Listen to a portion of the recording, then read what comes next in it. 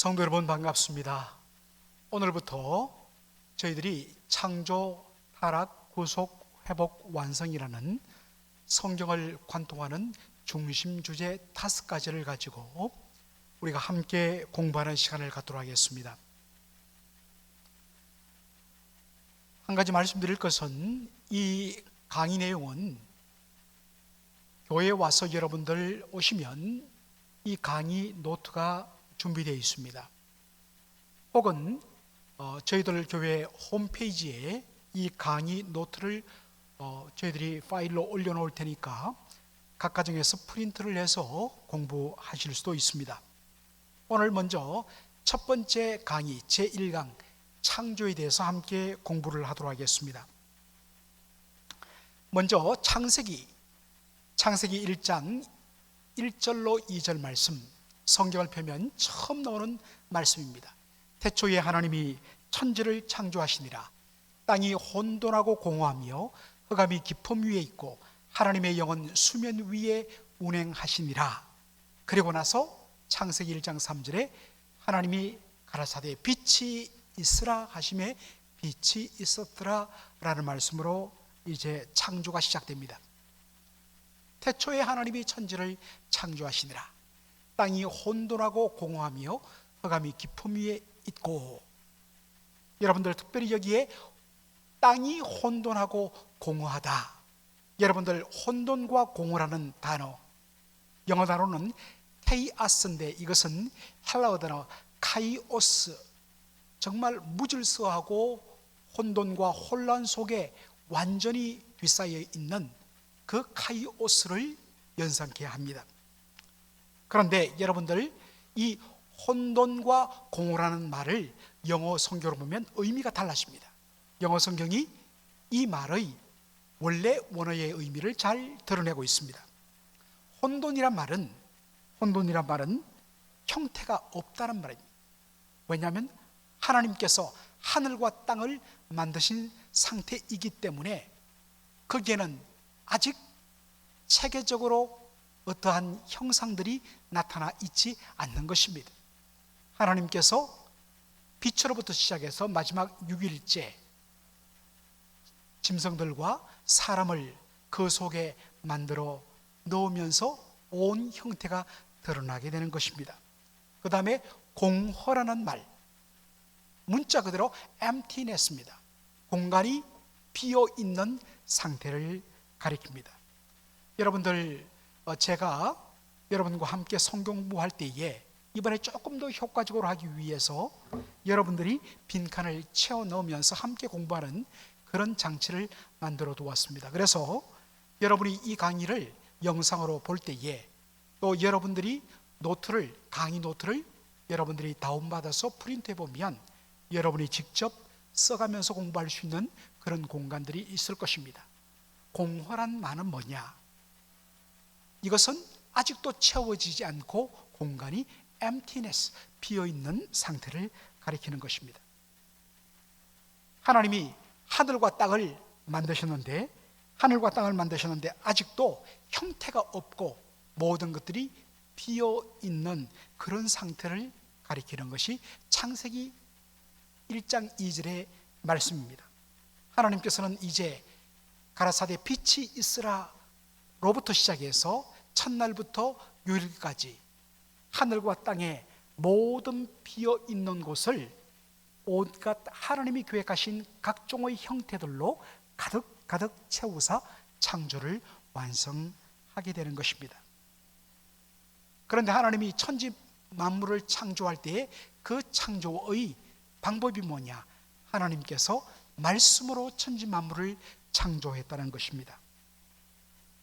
여러분들, 우리가 하나님께서 말씀으로 천지 만물을 창조했다라고 했을 때 우리는 하나님께서 우리처럼 이렇게 음성을 내어서 소리를 내어서 빛이 있으라 라고 말씀하심으로 그 말씀 음성이 떨어질 때에 그대로 빛이 있고 천지 만물이 하나씩 만들어졌다, 이렇게 우리는 보통 생각이 쉽습니다. 그런데 하나님께서 말씀으로 천지 만물을 창조했다는 이것은 말씀이라는 말의 원래 의미를 우리가 잘 알면 쉽게 이해됩니다. 여러분, 우리가 말하다라는 것을 express, 표현하다라고 말합니다. 표현이라는 것은 문자 그대로 속에 있는 것들을 바깥으로 드러내어 나타낸다는 그러한 의미입니다.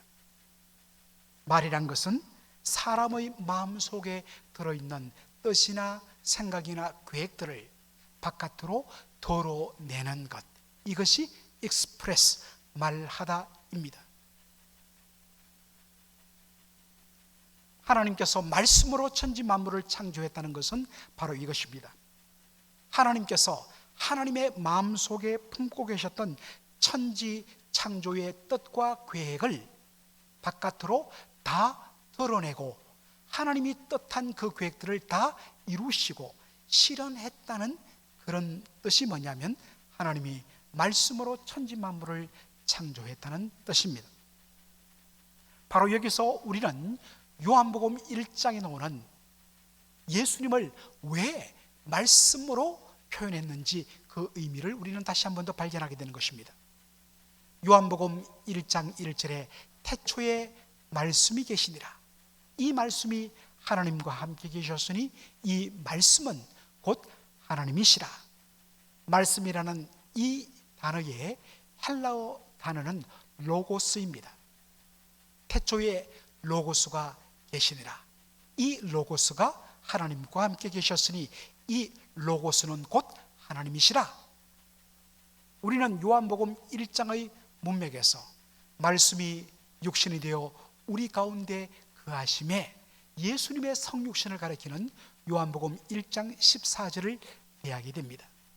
따라서 우리는 요한복음 1장 1절에 나오는 태초부터 하나님과 함께 계셨던 곧 하나님이신 그분, 말씀은 바로 예수 그리스도, 하나님의 독생자 예수 그리스도를 가리키는 것을 우리는 압니다. 그러면 질문이 있습니다.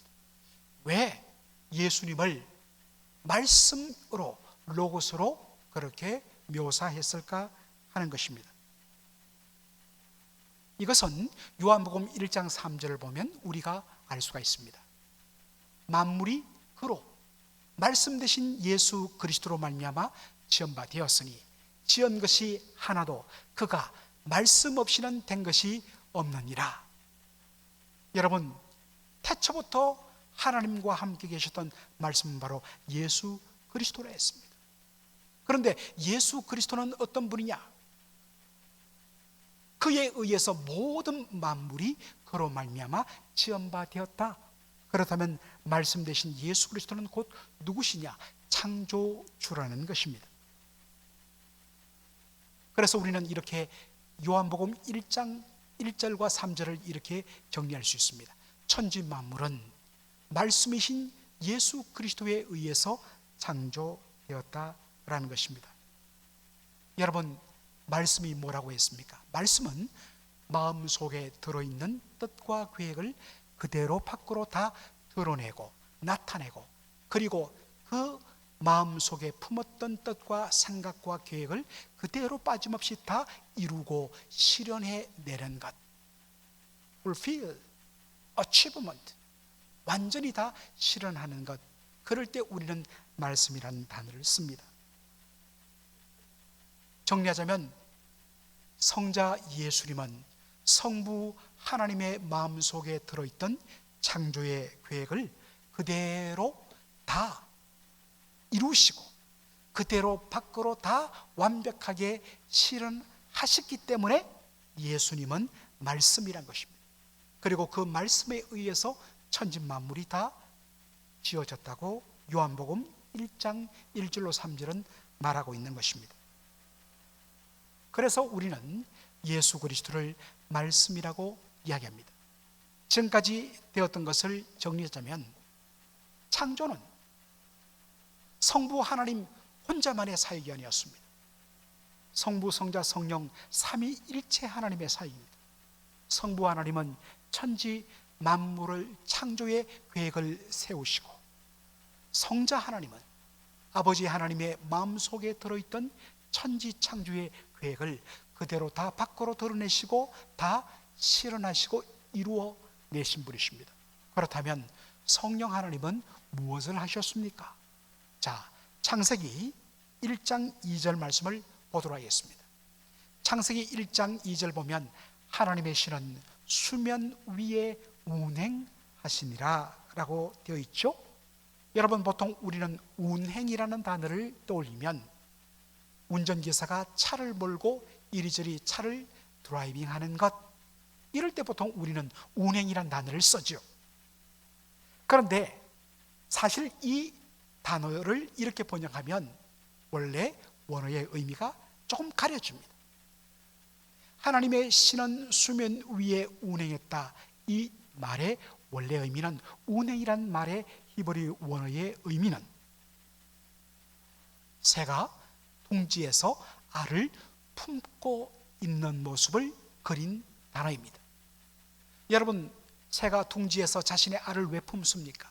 생명의 기운을 불어넣어서 그 알 속에 있는 자기의 새끼가 밖으로 나타나 마음껏 생명력을 누리게 하기 위함이죠. 새가 생명의 탄생을 그렇게 위하여서 알을 품고 있듯이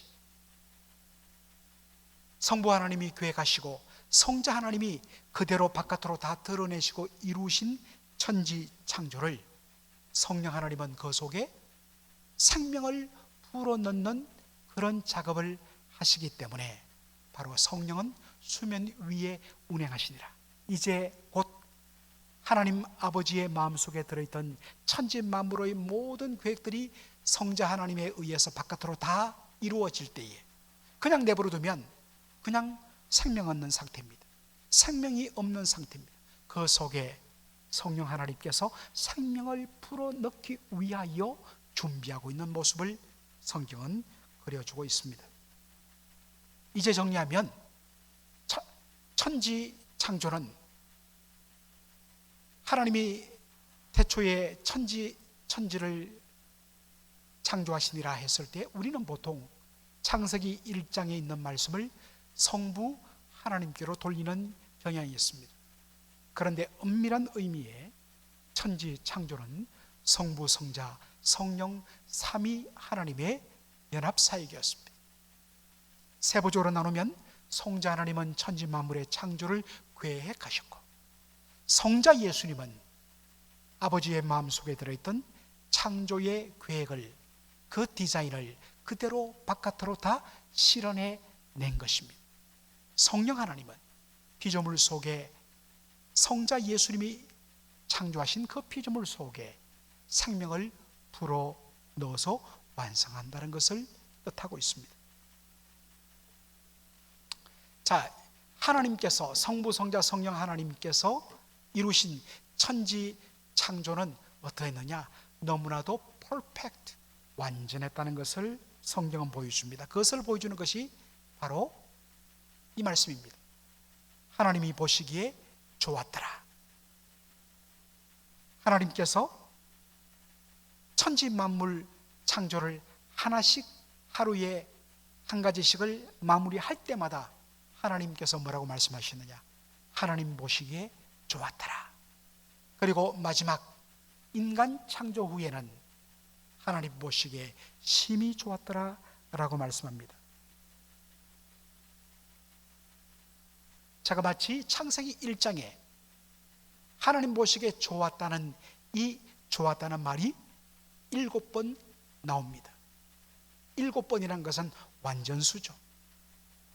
하나님께서 창조하신 그것들이 완전하게 드러났다는 뜻입니다. 특별히 여러분, 여기에 좋았다는 이 단어는 히브리어로 토브입니다. 히브리어 토브는 무슨 뜻이냐? 여기는 탁월하다, 너무나도 가치 있다, 그리고 꼭 맞다, 적절하다, 그리고 뜻에 그대로 일치한다 라는 뜻을 갖고 있습니다. 왜 하나님께서 빛이 있으라 라고 했을 때, 빛이 있을 때 하나님 보시기에 그렇게 좋았느냐? 그것은 성부 하나님의 계획과 그것을 그대로 바깥으로 실행하시는, 이루어내시는 성자 예수님의 창조 사역과 그 속에 생명을 불어넣는 성령 하나님의 사역으로 말미암아 천지 창조가 탁월하고 너무나도 가치 있고 너무나도 완벽하게 하나님의 뜻에 그대로 일치하게 이루어진 것을 하나님께서 감탄하며 하신 표현입니다. 완벽하다, 내 뜻 그대로 완전히 이루어졌다, 보시기에 좋았더라 라는 뜻입니다. 그런 후에 창세기 2장 2절에 보면 하나님의 모습을 이렇게 그립니다. 창세기 2장 2절, 하나님의 지으시던 일이 일곱째 날이 이를 때에 마치니 그 지으신 일이 다음으로 일곱째 날에 안식하시니라 라고 되어 있습니다. 여러분, 보통 이 안식이란 말, 편안하게 휴식하다라는 그런 뜻이죠. 이것을 그냥 한자 의미 그대로 하나님께서 이제 모든 것 다 내려놓고 쉬시는 것으로 이해해서는 안 됩니다. 만일 하나님께서 손을 놓고 쉬어버리시면 이 천지 만물은 큰 혼란과 그리고 마침내 모든 것이 서로 충돌을 일으켜 완전히 파멸에 이르게 됩니다. 하나님께서 단 한순간도 천지 창조에 대하여서 손을 놓고 계시면 그런 일이 일어난다는 것입니다. 그래서 요한복음 5장 17절에 예수님이 뭐라고 말씀하십니까? 예수께서 저희에게 이르시되 내 아버지께서 이제까지 일하시니 나도 일한다. 하나님은 천지 만물을 창조하신 이후에 단 한순간도 쉬신 적이 없습니다. 그렇다면 왜 하나님께서 모든 창조를 마치고 제7째 날에 안식하신다라고 표현했을까? 이것은 더 이상 하나님이 더 이상 더할 필요가 없이 천지 창조가 완전하게 이루어졌다는 것을 드러내는 수사학적인 표현인 것입니다. 하나님이 만드신 모든 천지 만물이 완벽하게, 정말 부족함 없이 완벽하게 이루어졌음을 표현하는 수사학적인 표현인 것입니다. 여러분들, 우리가 하나님이 성부, 성자, 성령 삼위 하나님께서 천지 만물을 창조하신 창조주 하나님이라고 이야기했을 때 이 속에는 무엇이 내포되어 있겠습니까? 이것을 잘 보여주는 것이 다윗 왕의 고백입니다. 역대상 29장 11절로 12절의 말씀입니다. 여호와의 광대하심과 권능과 영광과 이김과 위엄이 다 주께 속하여 싸우니 천지에 있는 것이 다 주의 것이로소이다. 여호와여 주권도 주께 속하여 싸우니 주는 높으사 만유의 머리심이니이다. 부와 귀가 주께로 말미암고 또 주는 만유의 주제가 되사 손에 권세와 능력이 싸우니 모든 자를 크게 하심과 강하게 하심이 주의 손에 있나이다. 다윗은 천지의 모든 것이 다 주의 것이라고 고백을 합니다. 모든 것이 다 주님에게로 말미암다는 것입니다. 하나님께서 천지 만물을 창조하시고 그것을 하나님께서 이루어내시기 때문에 이 모든 것의 주인은 하나님이란 것입니다. 따라서 하나님은 그가 만드신 천지 만물에 대한 무엇을 가지는가? 하나님은 주권을 가지신다라고 이야기합니다. 다윗은 자신이 가진 모든 것은 하나님이 당신의 소유를 우리에게 잠시 맡기신 것에 불과하다고 그렇게 고백하는 것입니다. 여기서 바로 우리 인생은 청지기 의식을 가지고 이 땅을 살아가게 되는 것을 알게 됩니다. 왜 사람이 탐욕을 부리고 왜 사람이 악하게 그렇게 살아가는가? 그것은 하나님께서 천지 만물을 창조하셨고 따라서 하나님이 그 모든 것에 대한 주권을 가지고 계시며 그렇다면 내가 가진 것은 다만 하나님께서 당신의 것을 잠시 맡겨주셨다는 그 고백을 하지 못하기 때문에 그렇다는 것입니다. 자, 이제 우리는 인간의 창조에 대해서 조금 더 구체적으로 다뤄보겠습니다. 창세기 1장 26절입니다. 하나님이 가라사대 우리의 형상을 따라 우리의 모양대로 우리가 사람을 만들고 그로 바다의 고기와 공중의 새와 육축과 온 땅과 땅에 기는 모든 것을 다스리게 하자 하시고, 특별히 여러분 여기에 우리가 주목할 말은 형상이란 단어입니다. 하나님께서 우리를 만드시되 무엇을 따라? 하나님의 형상을 따라 하나님의 모양대로 사람을 만드셨다라는 것입니다. 여러분, 하나님의 형상이 뭘까요? 1차적으로 여기서 우리가 반드시 짚고 넘어가야 할 말씀 하나가 있는데, 요한복음 4장 24절 말씀입니다. 하나님은 영이시니 예배하는 자가 신령과 진정으로 예배할지니라. 여러분, 하나님은 영이시라 했습니다. 하나님이 영이란 것, God is Spirit, 하나님은 영이란 말은 두 가지 의미를 담고 있지요. 첫째로 하나님은 어떤 존재이시다? 하나님은 비육체적인 존재이시다 라는 말씀입니다. 하나님은 비육체적인 존재이시다. 이것이 하나님은 영이다 라는 말씀 속에 담겨 있습니다. 두 번째, 하나님은 영이시니 라는 말은 하나님은 인격적인 존재이다 라는 뜻입니다. 따라서 하나님께서 우리를 하나님의 형상으로 만드셨다는 것은 영이신 하나님의 인격과 성품을 따라 우리를 만드셨다는 것을 의미합니다.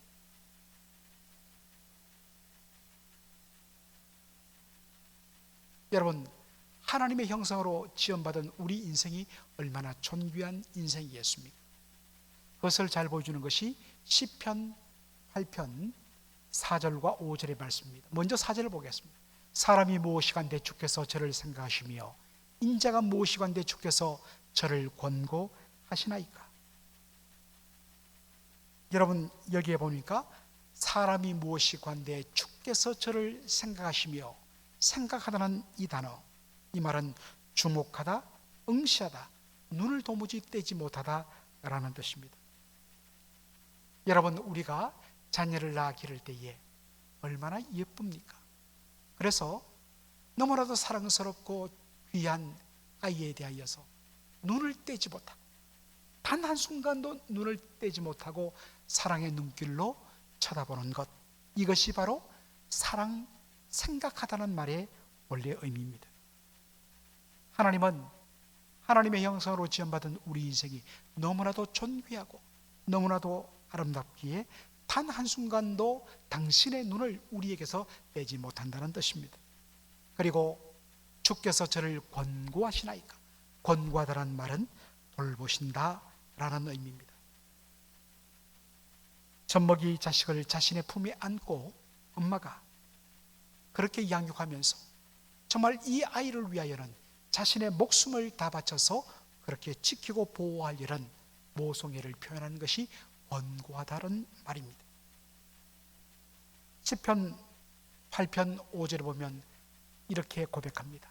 저를, 인생을 천사보다 조금 못하게 하시고 영화와 존귀로 관을 씌우셨나이다. 여러분, 여기에 천사란 이 단어가 있죠. 이 천사라는 단어, 이것을 히브리어 성경으로 보면 천사라는 단어가 무엇을 쓰고 있느냐? 바로 엘로힘, 엘로힘이란 단어를 쓰고 있습니다. 여러분, 이 엘로힘이 어디에 나오냐면 창세기 1장 1절, 태초에 하나님이 천지를 창조하시니라. 천지 만물을 창조하신 하나님을 가리킬 때 쓰는 단어가 뭐냐? 엘로힘입니다. 그래서 사실은 천사보다 조금 못하게 하시고, 이 번역보다는 엘로힘, 그대로 엘로힘, 하나님보다 조금 못하게 하시고 라고 번역해야 더 옳습니다. 그렇다면 바꾸어서 저를 엘로힘보다 조금 못하게 하시고, 저를 하나님보다 조금 못하게 하시고, 여기에 조금 못하게 했다는 것은 약간 부족하다, 거의 차이가 없다, 차이 나도 정말 겨우 조금밖에 나지 않는다는 뜻입니다. 여러분, 우리 인생은 정말 하나님의 손길에 의해서 먼지로부터 지원받은, 티끌로 지원받은 미미한 존재입니다. 그런데 하나님의 형상으로 지원받은 우리 인생을 볼 때마다 뭐라고 말씀하신다고요? 너는 엘로힘, 하나님과 비교했을 때 그렇게 별 차이 없을 정도로 존귀하다는 뜻입니다. 사실은 그렇지 않은데 하나님이 우리를 그만큼 존귀하게 끌어 높여 주신다는 것입니다. 또한 여기에 보면 영화와 존귀로 면류관을 씌우셨다는 말이죠. 영화와 존귀라는 이 단어는 구약 성경에서 오직 하나님께만 사용되어지는 용어입니다. 그런데 지금 하나님은 영화와 존귀라는 이 단어를 누구에게 씁니까? 하나님의 형상으로 지음받은 우리 인생에게 씁니다. 하나님이 저를 엘로힘, 하나님보다 조금 못하게 하시고 하나님께로 돌리지는 영화와 존귀를 그에게 씌우셨다. 얼마나 하나님께서 하나님의 형상으로 지음받은 우리 한 사람 한 사람을 귀하게 여기는가를 알 수가 있습니다. 여러분, 이 말씀을 보면서 우리가 이렇게 한번 적용하며 도전해 볼 필요가 있습니다. 여러분 자신에 대해서 여러분은 어떻게 생각하십니까? 우리들은 자신의 현재의 처지와 외모와 가진 것들과 어려운 형편으로 인해서 자신을 무가치한 존재로 여기거나 정말 이 땅을 살아갈 자격이 없는 그런 존재로 스스로를 그렇게 탄식하며 비하하는 경우가 있습니다. 이것은 옳지 않습니다. 우리가 어떠한 형편과 어떠한 상황에 있을지라도 우리는 존재만으로 너무나도 존귀한 하나님의 형상인 것입니다. 여러분 자신을 귀하게 여기시기 바랍니다. 마찬가지로 다른 사람에 대해서도 마찬가지입니다. 이 땅에 존재하는 모든 사람은 그의 피부 색깔과 그의 인종과 그의 언어와 그의 성별과 그의 여러 가지 어떤 면에서는 지위에 상관없이 모두 다 근본적으로 하나님의 형상으로 지음받은 존귀한 존재라는 것입니다. 왜? 최근에 미국에서도 일어났지만 왜 흑인에 대하여서 백인이 그토록 오만하게 함부로 범죄를 저질렀는가? 이 땅에 존재하는 모든 사람들은 다 하나님의 형상으로 지음받은 너무나도 존귀한 하나님의 형상임을 고백하지 못하기 때문에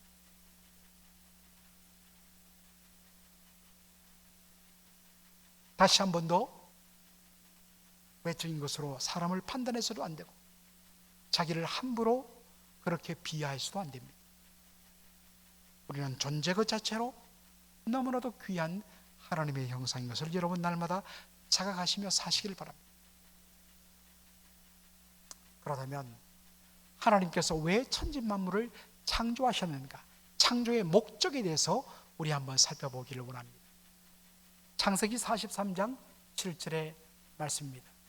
물은 내 이름으로 일컫는 자 곧 내가 내 영광을 위하여 창조한 자를 오게 하라. 그들을 내가 지었고 만들었느니라.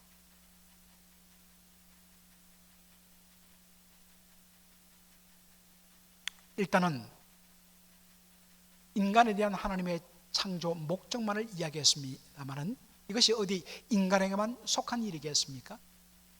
하나님께서 만드신 모든 피조 세계에 다 적용되는 말씀이죠.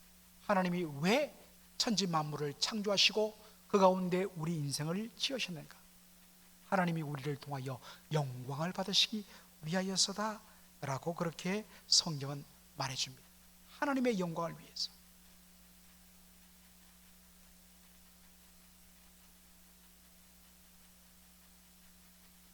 제가 이 부분에 대해서는 여러 번 말씀드렸습니다만 다시 한 번 더 정리하죠. 우리가 보통 하나님께 영광을 돌려드린다 할 때에 우리는 내가 가진 어떠한 것을 이루어서, 내가 가진 어떠한 것을 드려서 그것을 통하여 하나님을 기쁘시게 하고 하나님께 영광을 돌린다라고 그렇게 우리는 보통 표현합니다. 그런데 여러분, 엄밀한 의미에서 하나님은 우리 인생이 뭔가를 더해 줌으로 말미암아 하나님의 영광이 더해지고 하나님의 영광이 더 커지는 것 아닙니다. 왜냐하면 하나님은 어떤 분이신가? 하나님은 스스로 충만하신, 스스로 모든 것을 충족하게 가지고 계시는 하나님이십니다.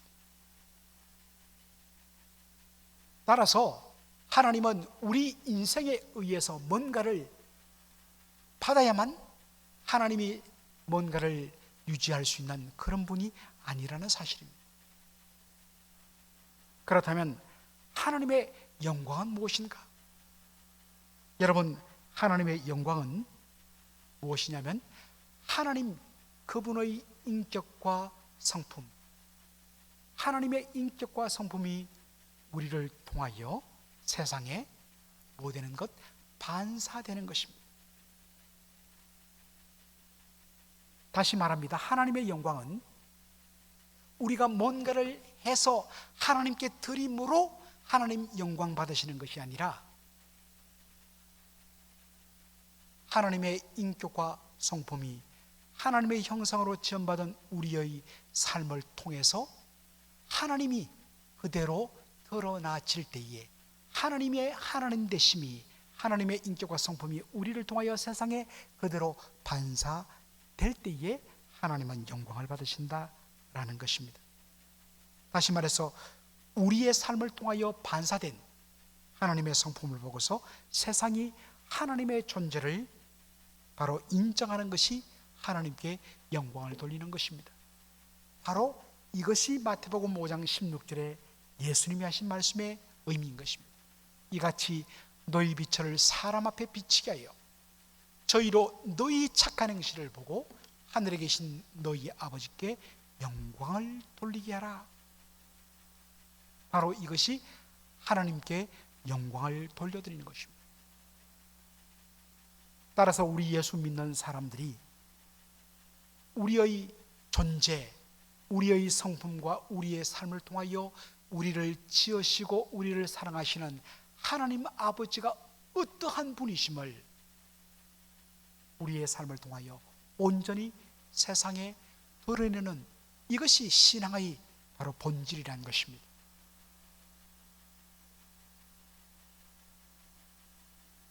빌립보서 1장 20절로 21절을 보면 하나님의 영광을 위하여 살아가는 사람의 진정한 행복이 무엇임을 사도 바울이 잘 고백하고 있습니다. 빌립보서 1장 20절로 21절 말씀입니다. 나의 간절한 기대와 소망을 따라 아무 일에든지 부끄럽지 아니하고 오직 전과 같이 이제도 온전히 담대하여 살든지 죽든지 내 몸에서 그리스도가 존귀되게 하려 하나니 이는 내게 사는 것이 그리스도니 죽는 것도 내게 유익함이라. 세상 사람들은 자신이 높임받고 자신이 영광을 받고 그럴 때에 가장 행복해하고 기뻐합니다. 이게 세상의 기쁨이에요. 그런데 그리스도인들의 기쁨은 뭐냐? 나를 통하여 영광 받으시는 하나님, 나를 통하여 온전히 기뻐하시는 하나님, 그분이 영광 받으시고 그분이 기뻐하시는 그 모습을 바라보는 그 자체가 가장 큰 행복이에요. 이것이 예수 믿는 사람들이 바로 누리는 참된 행복입니다. 이것을 존 파이퍼라는 20세기, 21세기에 거쳐서 가장 존경받는 말씀 중심의 목회자는 존 파이퍼는 이렇게 이야기합니다. 이것을 크리스찬 헤드니즘, 기독교 희락주의다. 여러분, 보통 우리는 기독교가 어떤 면에서는 금욕적이고 어떤 의미에서는 굉장히 어떤 세속을 멀리하는 그러한 것, 그래서 예수 믿는 사람들, 경건한 사람들은 어떤 즐거움을 누려서는 안 되고 항상 엄숙해야 되고 어떤 의미에서는 좀 금욕적인 그런 모습을 취해야 된다고 많이 생각합니다. 그렇지 않습니다. 항상 성경은 우리가 주 안에서 기뻐할 것을 이야기하고 있습니다. 진정 우리의 기쁨은 뭐냐? 우리를 통하여 영광 받으시는, 우리를 통하여 기쁨을 견디지 못하여 하시는 그 하나님을 바라보면서 누리는 행복, 즐거움, 이것이 진정한 의미의 우리가 추구해야 할 기쁨이다 라는 것입니다. 이제 마지막으로 하나님이 영광을 받으시는 부분이 어디 있느냐 하는 것입니다. 고린도전서 10장 31절 말씀입니다. 그런즉 너희가 먹든지 마시든지 무엇을 하든지 다 하나님의 영광을 위하여 하라.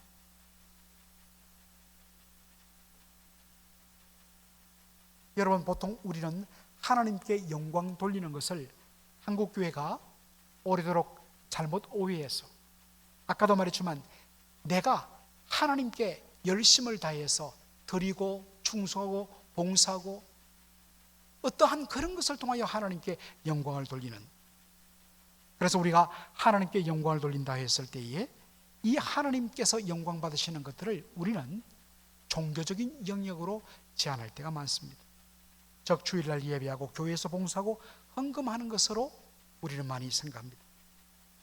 그러나 고린도전서 10장 31절 말씀처럼 먹든지 마시든지 무엇을 하든지 다 하나님의 영광을 위하여 하라. 이 말은 하나님이 영광을 받으시는 그 영역은 종교적인 영역에만 제한되는 것이 아니라 우리의 모든 일상적인 전 영역 속에서 다 하나님의 영광을 추구해야 된다는 것입니다.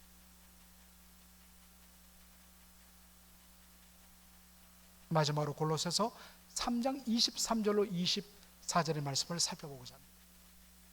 무슨 일을 하든지 마음을 다하여 주께 하듯 하고 사람에게 하듯 하지 말라. 이는 유업의 상을 주께 받을 줄 알미니 너희는 주 그리스도를 섬기느니라. 보통 우리는 그리스도를 섬긴다, 이 그리스도를 섬긴다는 이 말은 그리스도의 종이 된다라는 뜻입니다.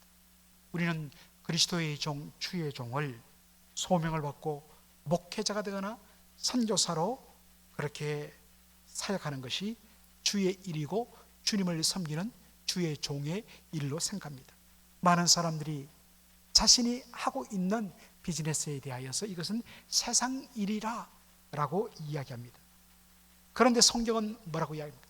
너희가 무슨 일을 하든지 그 일이 중요하지 않다는 것입니다. 무슨 일을 하든지 마음을 다하여 주께 하듯 하는 그 일이 바로 주를 섬기는 일이라고 이야기하는 것입니다.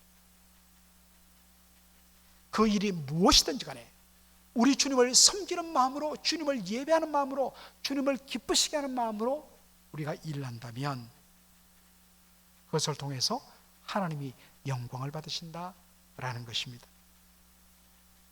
그래서 종교개혁자들은 모든 직업이 다 하나님의 부르심, 소명, 콜링이라 이야기했습니다. 아까도 말했지만 우리는 콜링을 종교적인 영역, 목사와 선교사로서 주님의 복음 사역을 직접 행하는 그런 사람을 주의 종이라 했고 성직자라 했고 소명받았다 했는데 그렇지 않다는 것입니다. 그가 하는 일이 무엇이든지 마음을 다하여 주님을 섬기고 주님을 높이는 마음으로 그 일에 최선을 다할 때에 그것이 바로 주의 일이요, 그것이 바로 성직 거룩한 일이요, 그것이 바로 하나님이 영광 받으시는 일이요, 그것을 행하는 사람 한 사람 한 사람이 거룩한 직분을 수행하는 성직자가 되는 것입니다. 사랑하는 성도 여러분, 오늘도 내가 누구이며 무엇을 위하여 지원받았고 어떻게 사는 것이 하나님을 영화롭게 하는 것임을 기억하고 부르심받은 그 소명대로 무슨 일을 하든지 마음을 다하여서 주님을 섬기듯 충성 다하시는 저와 여러분 되기를 간절히 바랍니다. 이제 다음 시간에는 두 번째 시간으로 타락에 대해서 우리 한번 정리해 보도록 하겠습니다. 여러분 대단히 감사합니다.